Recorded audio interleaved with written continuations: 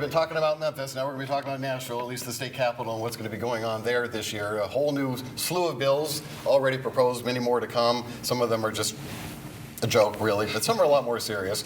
And we know this is just a crucial year for Governor Lee's school voucher program. It is his pet project. He got it through initially, barely. There's an FBI investigation into how that happened, and now he wants to expand it statewide. And he has an uphill battle on this, and I have got to say, I've never seen, before a legislative session starts, commercials airing on a particular issue, as Governor Lee is now doing with the help of a PAC, but we understand it, that is trying to lay the case for his Education Freedom Act. Freedom is at the core of being a Tennessean. So when it comes to education, more freedom is what our children need to succeed. That means empowering parents with school choice, supporting our teachers, and investing in our public schools. Tennessee can have the best schools and ensure every child gets the education that fits their needs. That's why we need to pass the Education Freedom Act in Tennessee. Go to tneducationfreedom.com. Good spot. There's a lot of money behind it. I'm told it's a massive media buy, and all of it is he's not running for office again, so it's not a campaign ad. It's strictly for passing his pet project. What are your thoughts about what you just saw? Well, I've spoken to legislators across the state in the last couple of days, just because this has been a top of mind issue.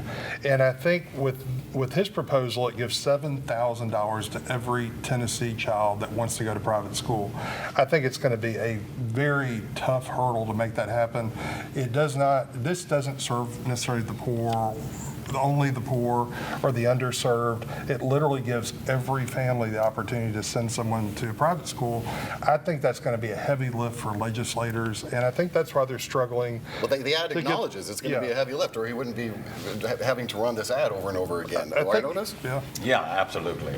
But the Governor Lee has made this his legacy achievement. He has to try to get this done. And if he doesn't get it done this year, then in a lame duck year, is definitely not going to get it done. So he has to, pull out all the stops here. I think it's still going to be tough. Problem is, Tawan, just within our metro area, school boards in Germantown, Collierville, Bartlett, have all come out against this school voucher program, saying it's going to work against their public schools as well.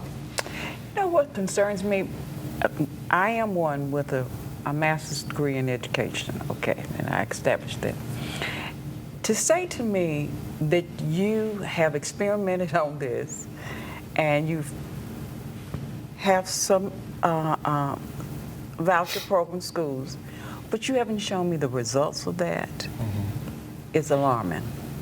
And I would, if I was voting on this for all the children in the state of Tennessee, I would want to see the data to see if it worked with urban children and rural communities. What happens to our children with special needs? Will they have the same opportunities? Those are questions we need to ask. And if we want to talk about empowering parents, how do we empower? I'm going to be honest with you. I'm going to say this, and some folk going to get mad. Memphis and Shelby County really has a problem with helping parents to be effective parents to grow healthy, loving children. And so how do we empower them? Yeah. Well, this issue we're going to be talking about throughout the entire session, but I want to at least get the ad out there and make the point to the folks at home. You're going to be hearing a lot about this in the weeks and months ahead. Yeah. That is all we have time for, unfortunately. I want to thank my panel, Otis, Tawan, and Mark, for being here, and thank you at home as well. We'll see you next week for ABC24 This Week.